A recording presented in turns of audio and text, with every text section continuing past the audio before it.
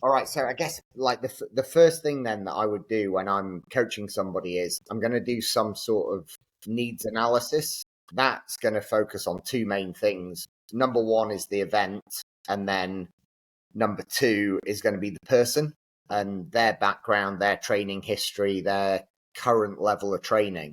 Then you can start to kind of piece together what's needed in terms of preparation, how long you've got, and things like that. So, for obvious reasons, you're going to prepare somebody differently for a 5K race to a marathon. And then you've got all sorts of different variations within that. Like, for example, you're doing a hilly ultra race. So you've got to think about the specifics that need to go into training to prepare you for that, which is different to preparing somebody for a flat, fast city marathon, for example.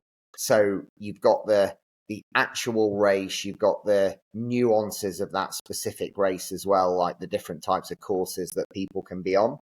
So you're going to have to kind of consider all of those things. And, for a 5K race, you're going to be right up at the speed end for a lot of it. But there's also a big aerobic component, so a big endurance component. I don't think that cutting, pasting elite programs to amateurs is always the way to go. But if you're doing a long run each week, that's going to be an advantage for the 5K, even though your race is relatively short. And I think that a lot of people think the longer the race, the harder it is. That's not always the case. So if you're trying to run a really fast 5K, it's really, really difficult. But I think amateurs tend to think of like the 5K as like your entry level, and then you build up to 10K, half marathon, and then maybe people go and do what you do and get into the ultra stuff. So you got to think about the race.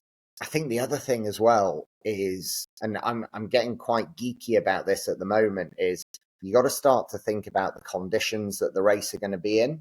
A really good example of that is I coach quite a few triathletes, and it is normal for them to go to, let's say, to Europe for a triathlon or an Ironman, and not only have they got the distance to do, but they've also got to cope with the heat of the day. If you're based in North Berwick through the winter, and you're training in 5 degrees, and then you've got to go and race in 25-degree heat, you've got to start to think about how you're going to prepare people for that.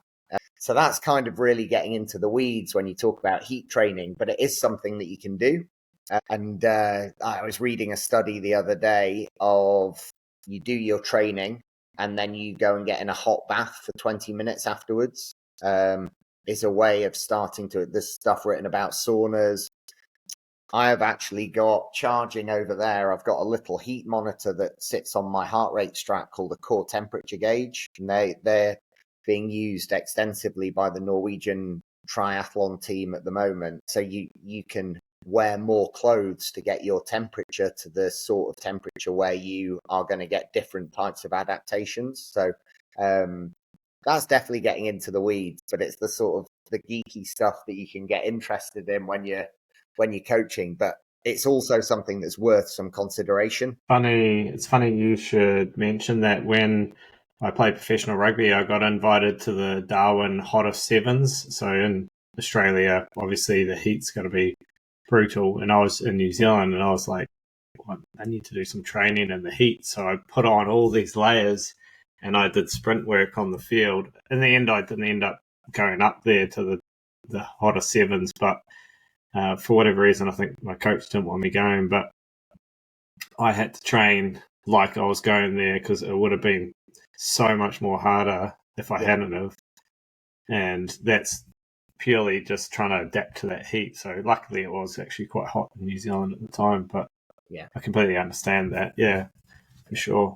it's and like, yeah, you look at Olympic Games in Rio and Tokyo and things like that, and the sort of conditions that they have to deal with. They're tough. Athens in the summer for an Olympic Games and running a marathon in that, that's very different to running the London Marathon in April. And you can get some hot days in London, but not in comparison to Greece in the summer. And so all things that are worth thinking about. So the other one that's probably more relevant to the people that are listening to this is it's more about what's their training history, what have they done before, what sort of strength training are they doing, how much current training are they doing, what's their longest run at the moment, have they got injuries and niggles that are existing, or have they had things in the past that possibly could crop up again that you need to take, do some planning for. And that gives you the two things, the event and the person, and particularly not necessarily where the person has been, but where they are now.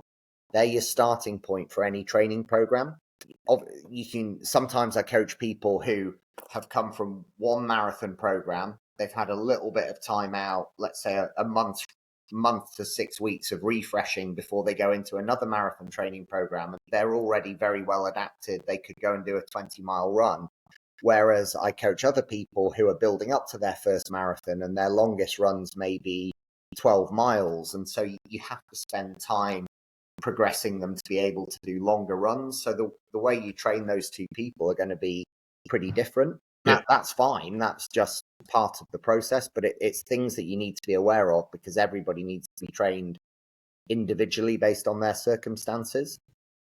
Yeah, I mean, for my race, obviously, I've thrown a spanner in the works and shortened the timescale and lengthened the race. Yeah. It's a good example of what not to do when you're what not to do. The textbook. But at the same time, like when we were chatting about that, you're not starting from nothing. You've got a lifetime of sport. You've got ultra marathons before. You do regular training. You keep yourself fit. You eat well. You don't have any sort of major existing niggles, and you've also got good knowledge of all of this stuff as well. So you're not starting from zero. You're starting from a pretty good place, albeit an 8-week build up to an ultra marathon is. It's a tough ask, but it's it's not something that you would necessarily say this is a good way to do it, but it's part of the challenge for you. So we'll see how it goes. Yeah, I guess I wanted to put my money where my mouth is in a way, or just show people, I guess, that you can put a bit of effort in and then just grit it out. And that was the plan originally when I first wanted to do the marathon or the ultra marathon, is that I'd train not very much and then just grit it out by mental strength. And that's kind of the point here. Yeah, you're doing well though. You've got right into it. You've been consistent. You're finding time. You've done your North Berwick Law reps today, so Hilly Ultra Marathon. And so one of the things that we're doing is we're trying to do your weekly high intensity session is done on hills, steep hills. It's a good example of where you're training specifically for the race that you're going to do. Yeah, there's not many hills around here, but there's one, so you can go up different ways, which makes it a bit more interesting. There's the one side. There's the one side I was thinking today. I was going up, and I think I got a notification saying I'm the local legend of the hard side, which is the other side. Oh, cool. And it was only like 3 ascents or something, or just I can't remember what it was, but I got the local legend. I was like, oh, Kiwi's got the Scottish North Berwick Law hardest route. What do you think about that, Scotland? There you go. Actually, talking of local legends, we should give Andy a shout out for not just breaking 3 hours for the first time, but then managed to go sub-3 again 2 weeks later, which was incredible. Yeah, he said in the group there that it hurt, and it looked like it hurt in that last video on his Instagram. Looked like it hurt. So yeah, he's got another one to do. Edinburgh. What was it? 2 weeks again, I think. Is he doing Edinburgh as well? I didn't know that. Yeah. Oh, oh well, good luck. Good luck. Yeah. So I guess then, when joking apart, when you're talking about like a program, like how long a program should last, you're probably talking in textbook terms something like 12 to 24 weeks, and there are variations within that in terms of like I said at the start, if somebody's going from one previous program, they've done some sort of transition, and then they go into another one, it might not need to be as long because their starting point is relatively elevated to start with. But as basic rules, I guess the longer the race, the more preparation time you need to build up.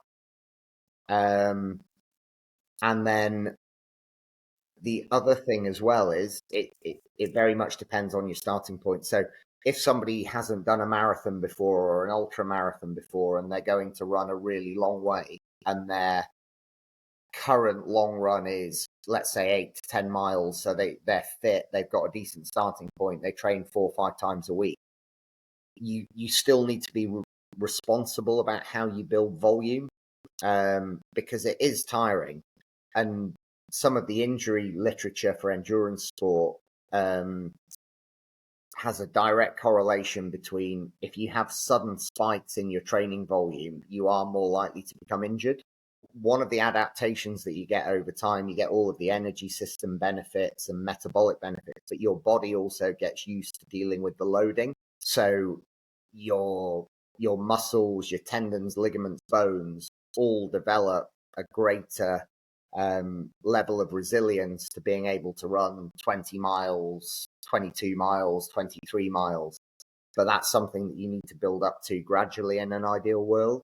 And I guess we could talk about the strength training. You're smiling again. You're thinking about your race, 6 weeks. Let's just forget about my race because that's a little bit unrealistic for a lot of people. But say a dad's been training or he's done a training block by himself and he's got some pretty good gains and he wants to take it to the next level. And let's say he's got 12 weeks to go. What should he be thinking about? What sessions should he be prioritizing first in the first, say, 3 months or 3 weeks or whatever?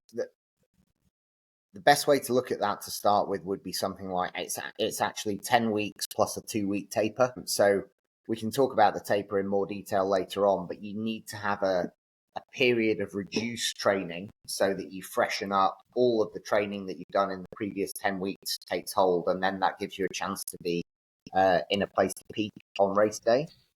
And there are various things that happen during the taper, so we can tackle that at some point. So then what I would be looking at is 10 weeks, you're probably starting to get into what you would call a specific phase of training. If we take the half marathon, for example, because quite a lot of people on Ultra Dads have commented about that being a distance that they're interested in. What I would be looking to do is, let's say they can train 4 times a week, because that seems to be a reasonable sweet spot for people that have commented on the community and talked about how often they could realistically train each week. Then what I would be looking to do with that is probably do, and this is again assuming that they're fit, healthy, no niggles and injuries and things like that. I would be looking at doing 1 high intensity training session during that time. So one of the 4 sessions would be really pretty hard. One of those 4 sessions would be designed around increasing the duration of their long run. So for a half marathon, I would ideally like to build up to doing more than race distance in training. So getting people up to 23, 24, maybe 25 kilometers, something like that. And then the other 2 runs would be, assuming people are on a bit of a time limit, something around the 60-minute mark, ideally. And that would be low intensity, quite easy training to make sure that they're getting the sort of zone 2 training benefits. And then over the course of that 10-week block, what I would be doing is just gradually looking at how we can progress those things. So the 2 key progressions that I would be looking at are, how can we make the high intensity session more challenging? So building more duration of intensity into that. And then the other one is extending the long run.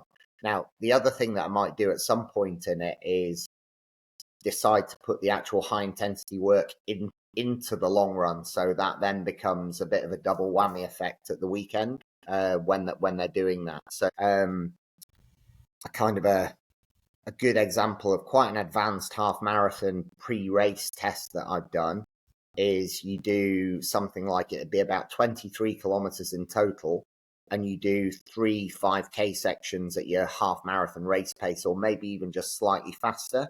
And that would be a nice confidence builder for somebody to know, right, well, I've just done 15K at my half marathon race pace or slightly faster. So I think once I'm tapered and fresh, I should be able to hold something close to that on race day. Yeah. So that what about that hard session then? What are you aiming for? What's hard in terms of half marathon? Are we running 30-second hard sprinting, 30-second slower? Are we doing 1K repeats with 2 minutes easy? Yeah. What do you prescribe? Yeah. What I would say about that is the actual design of that session. It's such a vast topic. There are so many different ways of doing it. But if you want to break it down into, so you mentioned some of them. You can do 30-second reps, you can do 60-second reps, you can do 1K reps, 1 mile reps, 2K reps, you can do 3K progressions and all sorts, 400-meter repeats, for example. So there are so many different ways of doing it. What I would say is you can break intervals down, and there's some really good work done on this by a guy or two guys, Martin Buscheit and Paul Larson. So people can look them up if they're interested. They're the kind of experts on high intensity training across different sports, and they've written a book that pulls it all together. And it's a big book. It's a vast topic, but you could probably split it down into short intervals and long intervals. And something that's important to consider is giving people a bit of variety in training so that they're not doing the same thing all the time to try and keep it interesting. What you put into it might depend a little bit on what you've identified if you've done some performance testing for the person. But in general, what I would be doing as you get closer to the race is I would be trying to do longer intervals. Now, definition of longer intervals is probably anything that lasts longer than 2 minutes at a time. Commonly, I would prescribe things like 1 kilometer reps, 2 kilometer reps, or maybe a 10-minute interval, something like that. So some of the studies have shown that if you can build let's say about 30 minutes for an amateur would be pretty good, building 30 minutes of high intensity into a training session. But actually, I was listening to some stuff earlier today that reminded me about this. Was they talk about there actually isn't a magic training design. It's more about the time at high intensity that you spend. Is that zone 4 or zone 5? Yeah, so you're probably somewhere between the boundary between the two. So the most relevant intensity to performance in something like a half marathon to a marathon, for example, is the threshold. If you look at your Garmin watch, it gives you something called a lactate threshold. There's all sorts of different phrases that are used for it, but it's pretty much the barrier between your zone 4, zone 5 heart rate if you have worked that out. And there's all sorts of different nuances about what the best intensity to train there is. So there are some coaches that go slightly above that and they think, well, I'll do less total time, but at a slightly higher intensity. You get the Norwegian model. I think the Ingebrigtsens have used it, where they go at a slightly lower intensity. So they're in zone 4, but lower in zone 4. And their theory is that by doing that, you don't have the same stress response, so you can actually do more total time at zone 4.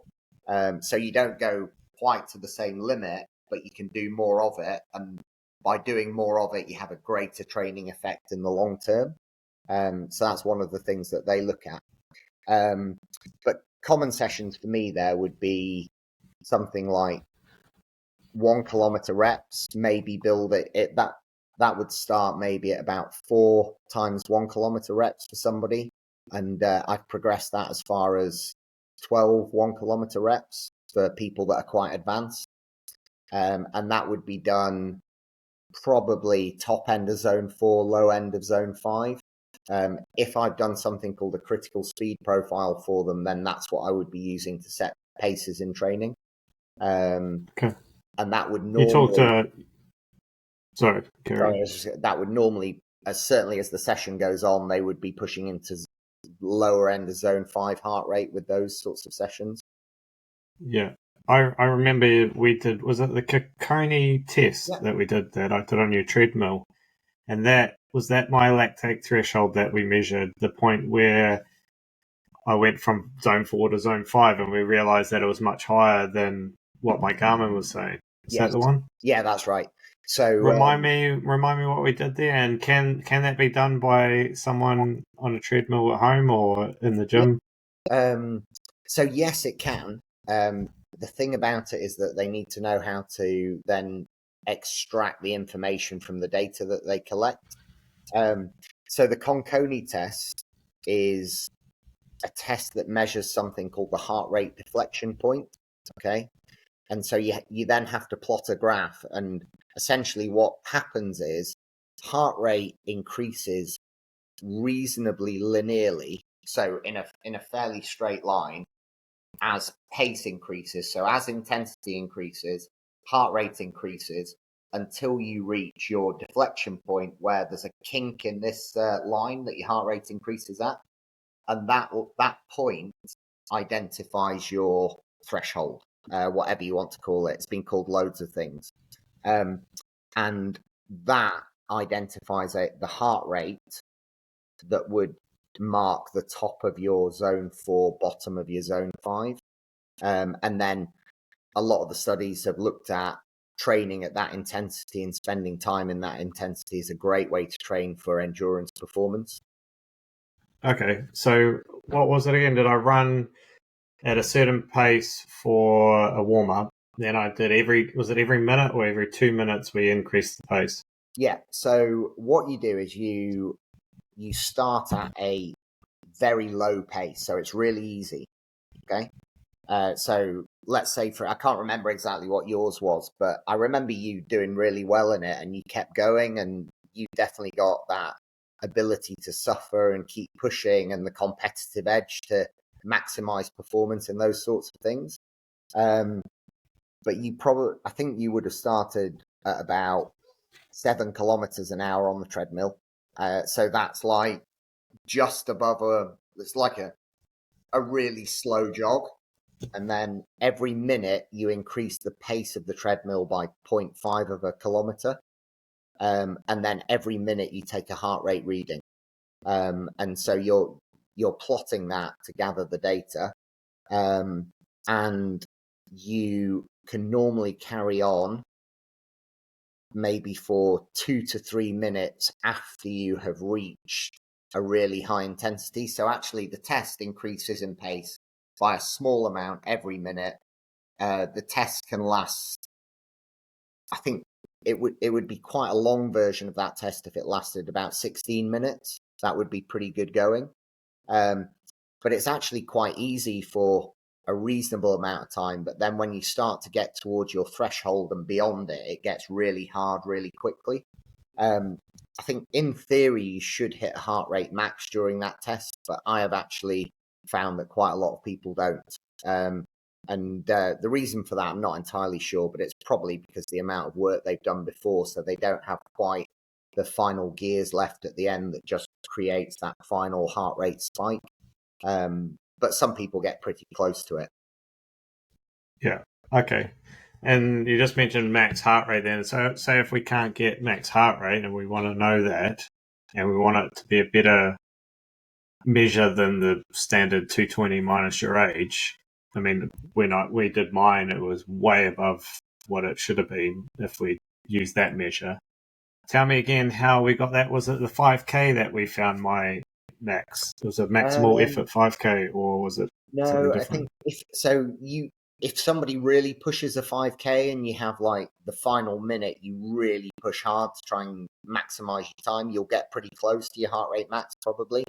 But the way that we did it is you did 3 6 minute intervals, um, and you go at, let's say, around 5 to 10K pace in the first 5 minutes. So you're running at a sustainable speed, but it's hard. Okay. And then after 5 minutes, you surge for 30 seconds, so you increase speed. And then in the final 30 seconds, you give it everything you've got. So you try and maximize your speed, and that creates the final heart rate spike. Normally, you then have a 2-minute active recovery, and then you do it again. Normally, when I've done that test, I see people either get their highest heart rate in the second or the third repetition.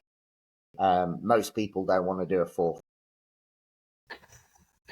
Oh yeah, I remember now. I did it around the cycle track at Edinburgh, and I was hurting big time at the end of it. I remember I don't think I did three. I think just did the third one. I was hurting. Yeah. I think we planned to do a fourth, but I couldn't do it. Yeah. So that sounds about right. It's a hard test, but it's important because assuming people are fit enough to do it and they don't have any sort of underlying health conditions, for example, if you're going to use heart rate properly, you need to know what your heart rate max is so that you can then work out your training zones below that. So you need to have an accurate heart rate max. So you've got to get that done. And it's something that most people can do fairly easily because you've got a GPS watch, you've got a heart rate monitor, so you can go out and get it done. When you're using something like pace, so I mentioned critical speed profiling earlier, so I won't go into the detail of what that is, but it gives you a speed at which basically above it you fatigue really quickly. Below it you can keep going for relatively long periods of time, depending how far below it you drop. But you can't use something like that if you're doing a lot of hill running, for example, preparing for your ultra race. So when you were on the hills earlier today, because of the inclines you're on, pace becomes fairly irrelevant. You're going to be running slowly but working really hard to get up the hill. So that's where something like heart rate can potentially become a far more important measure for you. So yeah, if you're in the hills, heart rate can be quite a good measure to use, and I've actually used it really successfully for people training for flat marathons as well. I've used it quite a lot. And there's people have different views on that. There's all sorts of way that you can measure intensity, but heart rate, pace, lactate, if you've got access to a lactate monitor, for example. There are little power meters now that you can fit to your shoe that you can measure power with. So there's all sorts of different ways of doing it. And yeah, I mean, the answer is it's probably good to use a combination of everything, but most people don't have access to all of that. So heart rate is something that they can realistically use. Okay, cool. Well, what's next on the list then for preparation for racing? And we'll keep the happen. Cool. So I think we've kind of skipped through a few of those. So the ones that we've done so far spoke about the needs analysis. We spoke about, in an ideal world, how long a training program might last. We touched on program design because we spoke about, well, you probably, if you've got 4 runs a week, you'd do one hard, you'd probably do one that was a bit longer, and then the other 2 would be pretty easy and maybe around an hour. So if people want to get into more detail on that, they can go and look at Stephen Seiler's work on polarized training, and there's some really good podcasts out there on that as well. We have just been talking about different types of tests that you can realistically do in the field. And there are other things that you can use as well, but we've gone over a few of them there. There's one, probably a good way, without even having to have access to heart rate. The last thing to talk about would be using rate of perceived exertion, so RPE. And if you don't have heart rate, you can use RPE to try and have a pretty good go at it. And you tend to find that the more advanced the athlete is, they actually get really, really close to being able to say on an RPE scale the intensity of the session, because they've got really good internal gauges of intensity. So you would want your easy session to be about a a 3 out of 10, maybe a 4 out of 10 max. You would want your hard session, if it was talking about training the threshold, that would be maybe about a 7 or an 8. So the heart rate max test that you just spoke about, you're probably going to hit a 10. But just to put everybody's minds at rest, you don't have to train at that intensity to progress. You just do that to test every now and again. But your threshold sessions are going to be about a 7 or an 8 out of 10. So let's say you don't have heart rate and you were doing 1K reps. Let's say you're doing 6 1K reps. You want to feel that those 1K reps, maybe the first 3 are done at about a 7 out of 10, and the final 3 are done. It gets harder as time goes on, so they might progress to about an 8 out of 10, something like that. Yeah, so RPE is completely individualized on how you, the athlete, feels, right? Yeah. So my 0 to 10 would be completely different to someone else, but we use that scale to, say, program the training in or the session in. Yeah, exactly. And it's a nice, easily accessible way for everybody to be able to use something. A good example of getting the intensity right for a level 3 or a 4 is the talk test. So you should be able to hold, it should feel pretty easy. So you should be able to hold a fairly full conversation. So if you're running with somebody, you should be able to just keep talking. And if you can't, you're having prolonged breaks to catch your breath, you're probably going a little bit too fast for easy sessions. Okay, no, cool. Well, that makes complete sense. So what I'll do is I actually drop a little guide underneath this module or post or video, wherever we put this, and I'll put the RPE sort of, what do you call it? Like the scale. Yeah, the scale table. I'll put it in for the guys so they can use it if they want to. yeah, perfect. So we talked a little bit about the vast number of sessions that are out there. And I always have this constant balance between, am I trying to give somebody loads of variety in their training, or am I trying to give them training where they're going to progress? And sometimes that means doing repeat sessions. So it depends a little bit on the person and what motivates them. But I'm certainly not afraid of doing repeat sessions myself. So it might be like a 6-week training block where I'm really trying to target my threshold, and I might do the same session quite regularly during that time. It doesn't have to be rocket science. You just have to make sure that you're targeting the right intensity, and that's an intensity that's specific to you and specific to the race. Yeah. What session do you prefer to do? What's your go-to? Probably my 2 go-tos at the minute are 1K rep sessions and 2K rep sessions. And how much rest are you having in between? Yeah, I would normally take about 2 minutes, either complete rest or very easy, so like really slowing down. So complete rest. Are you stopping completely, Yeah, or are you walking I'd and probably then have you go again? a little bit of a walk, but I'd be pretty passive during that time. And then an active rest, I would carry on jogging. And they, again, it's getting into the weeds, but they have 2 different effects on training. So it depends what you're looking for. If your intention is to absolutely maximize the quality of the repetition, then you want to have a really passive rest. If the intention is to maybe try and make something more race specific, then you might actually have quite a moderate rest. And there are some hard sessions, for example, called alternations, that there's a very famous marathon coach at the minute, a guy called Renato Canova, and he uses them, where you might do something like 2K at threshold, and then your recovery is a kilometer at marathon pace, for example, and you might do 10 to 12, 14, maybe even 10 miles at that sort of pace. So that gets pretty tough, and that's designed to target something called the lactate shuttle, which is basically when lactate builds up in the muscle, your muscle can use it as fuel. But if it builds up to a level where you can't buffer and clear it and use it effectively as fuel, then the problem is that it keeps rising, and other problem byproducts build up as well, like hydrogen ions, and then you hit fatigue.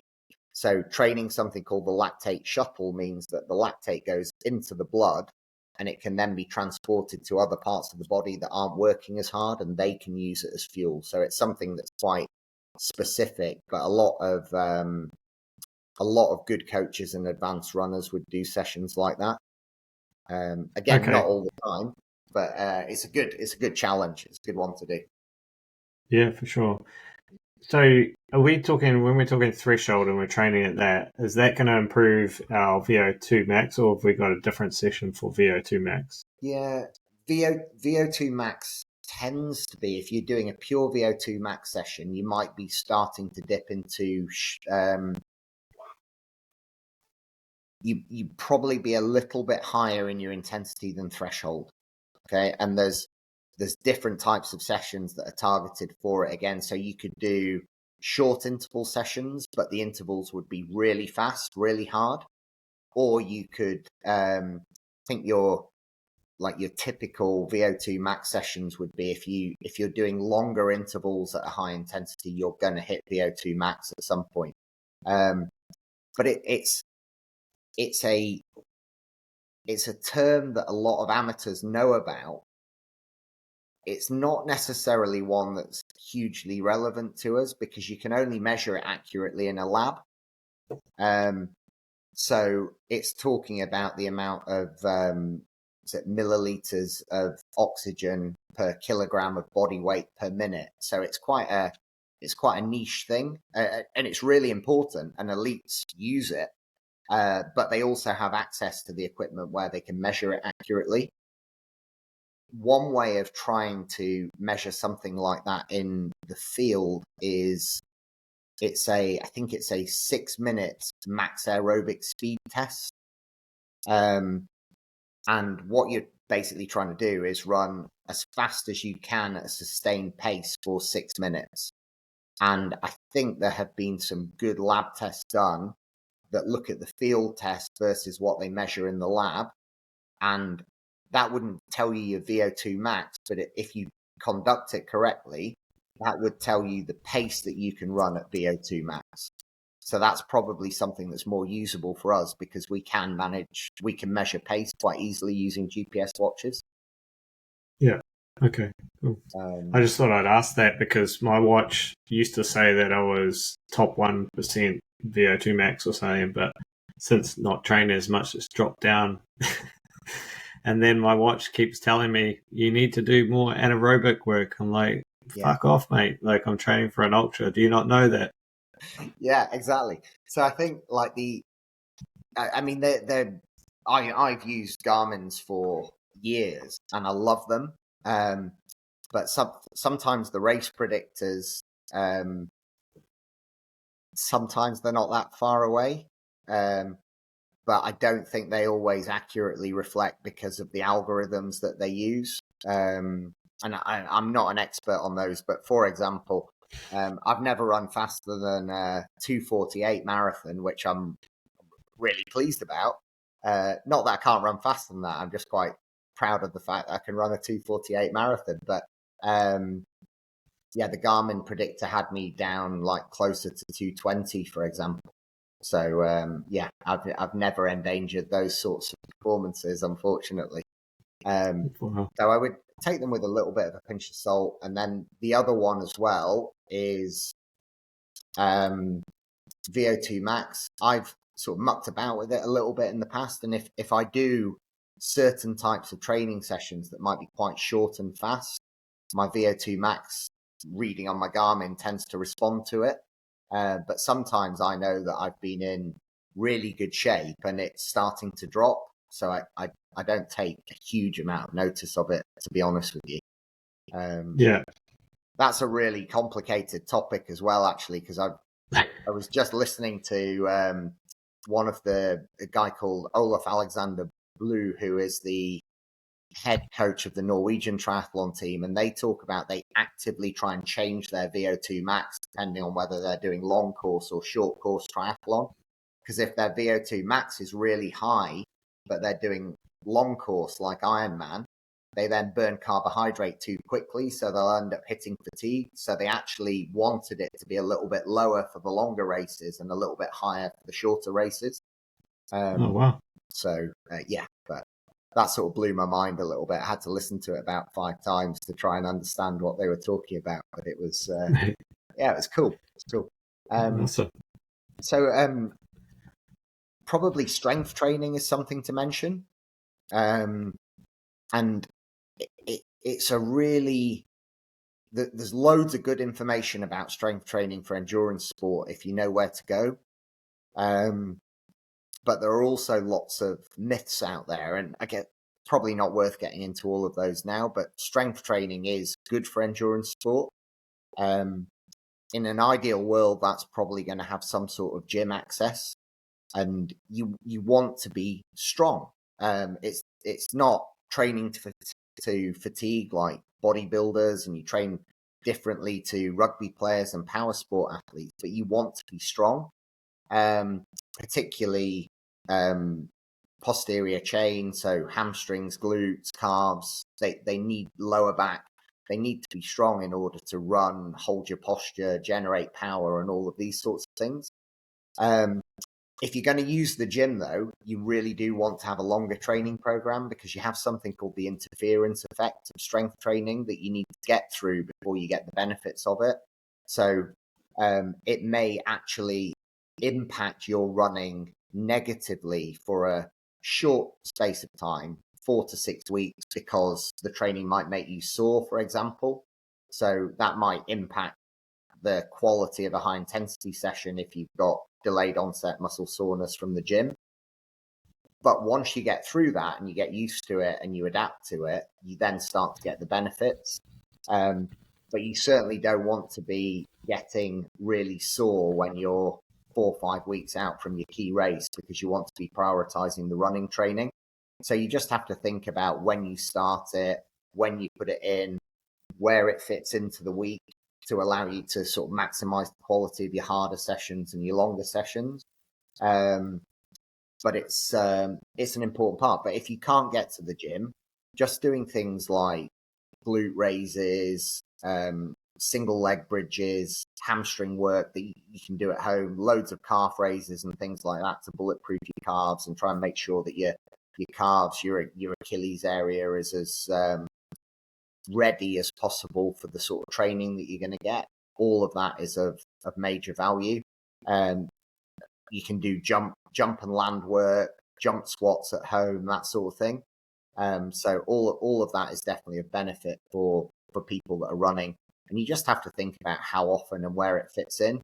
And then you would probably take it out altogether during the taper at the end when you're trying to freshen up for the race. Nice one. Well, let's say for the dads in the group, say they're in that half marathon training block. Actually, 2 scenarios. Say they're not got an event and they want to bulletproof their back and legs. What should that person do? And then for the half marathon, what should the focus be for them in terms of building strength? Low reps, high weight? What are we talking about? Yeah. So again, it's always individual, because it depends on how much gym experience people have got and the sort of facility that they've got access to. But let's assume that it's somebody that knows what they're doing in the gym and they've done it before. You're probably looking at the compound lifts are the main ones that you would use. So you would do things like squats, deadlifts, RDLs, hip thrusts. So they would be kind of key exercises. If you've got somebody that's quite advanced and they can do Olympic lifting, you might do some power cleans and things like that in there as well. So that's more at the advanced end of things. But then you're targeting all the key muscle groups, and you are taking them through relevant ranges of motion as well at the different joints that they're going to use when they're running. In an ideal world, the way that you might do it, if it was let's say it was a 20-week program, you might have some sort of introductory phase where they're doing, let's say, 6 to 10 reps, and that's just building a little bit of a foundation. But then moving from that into a heavier strength phase where it's lower repetitions, so maybe around 4 to 6 repetitions with a higher weight. You probably don't need to do more than sort of 3 sets. So you will have seen plenty of rugby programs before where people are doing like lots of 5 sets per exercise, for example. You don't need to do that because running it's supported by strength, but it's not dictated by it. Whereas a sport like rugby, obviously, there's a big advantage to being strong and powerful to deal with the impacts and the athleticism that you need. Strength training for running, it is going to improve your force production and can help you run faster, but it is definitely going to help you remain injury free. It's going to reduce your chances of picking up an injury for definite.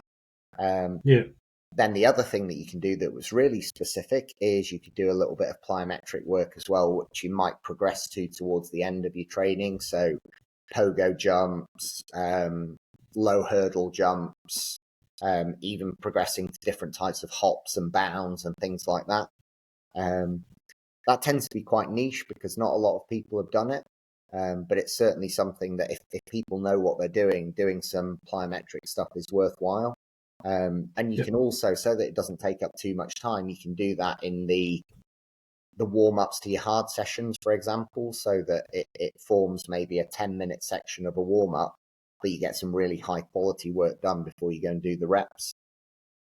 Yeah, for sure. I mean, just touching on everything you've said there, in rugby, or my experience is quite often if you're taking someone into introductory phase, there'd normally be a break-in period of 2 sort of weeks of just getting used to the exercises, not terribly high weights, and then letting the body absorb that and then learn, maybe take a week off. So a complete week off and then come back and actually start the block. So there's that break-in period, then the first block, and that first block might be building strength specifically. So we would do low reps, high weight, so 3 reps of 3. And that's just pure strength. And I can see the crossover for strength in terms of running here. And then after that, we might introduce either a hypertrophy phase, which is around the 5-rep mark, and even sometimes higher, or we'd go, that little bit longer strength and endurance with 10 to 12, sometimes 15 reps. So I can see the periodization and how it would benefit. But touching on the plyometrics, definitely, I think, is untapped in terms of running. We used to do heaps when we were doing rugby, all designed to be more explosive, but protect ourselves in terms of injury. Yeah. So plyometrics is an interesting one because when it's advanced plyometrics, it's really stressful on the body. So you've got to make sure that technique is good and that people have got a good strength base underneath it to be able to cope with it. But low-level plyometrics, things as simple as low pogo jumps, which you can find on YouTube if you want to, just really does help calf and Achilles capacity, for example, to deal with takeoff and landing. Something that's really similar to that is something like skipping. You're basically doing a low-level plyometric exercise when you're doing skipping, so it's really good for calf conditioning. I think probably that something that's maybe slightly different for rugby to running when you're strength training is sometimes in rugby you are actively trying to get stronger, like you've said, and you're trying to push PBs in like squat, bench press, and that's maybe quite an incentive for the people that are playing because they like to see those sorts of numbers going up and things. But it also might start to have a marked effect on their performance. Like how much it transfers to performance is always something that's hard to try and quantify. But if they feel more confident on the pitch, for example, in let's say their tackle success rate goes up, their percentage success rate, and they've just spent 8 weeks in the gym focusing on something, that might be something that you can start to correlate a link between. But when you are doing strength training for running, even though you want to do reasonably heavy and reasonably low reps, what you do is I would tend to try and use something called a 2 reps in reserve protocol. So let's say you're doing 4 reps, you're choosing a weight that you could actually do 6 times. So you've got a little bit of a reserve of energy. You're not pushing yourself to the point of fatigue. And with that, you get the vast majority of the strength benefit from it, but you don't get the same sort of stress response that then means that you're as sore afterwards. So that's a better way to train for running, I think. Yeah, for sure. I remember when we were training for rugby, a lot of trainers would push me to the max because they're trying to get me bigger. But when I've backed off, when I've sort of turned towards running, I've backed off my weight so much, and I feel as though I've got stronger, and I don't feel as fatigued. Yeah. So where I wanted to just touch on quickly, because I know we don't have a lot of time, but the one thing is mobility. So there's guys in the group, obviously a lot of them have niggles, a lot of them have little bits and pieces going on. How important is mobility, not just for running, but dad life? And what are some of the things that we can be doing on a day-to-day basis? Yeah, sure. So mobility is really important. And people quite often think that they are lacking flexibility, therefore they're tight and uncomfortable. And that might be part of the reason. But also, tightness is quite often a cover up of a bit of weakness within the body. So I would tend to try and attack mobility also by doing good strength training. So making sure that they're strong, but then actively developing range of motion around the body. So just to answer that mobility one, there is brilliant stuff on YouTube that you could Yoga with Adrienne. She does like little runners routines that last anywhere between about 8 minutes and 45 minutes. And if you follow that fairly constant, and she has some 30-day programs, and there are other people that do them as well. It's just I've done hers before and they've been really good. So that's something that people can do. Do you think we should tell everybody that, just in case they look up the Conconi test, he was one of the doctors behind the drug era in cycling. Was that him? Yeah, he was one of them. So he got linked to a load of stuff, but he also was a fantastic coach and scientist that came up with a load of good stuff as well. So he's the source of the test. Yeah. Nice one. All right, mate. Well, I'll let you get on, and thank you very much again for your time. And I'll clip this all up and get into the classroom at some point. Yeah, cool. All right, mate. Thanks. Awesome. Cheers, Jimmy. Thanks, mate.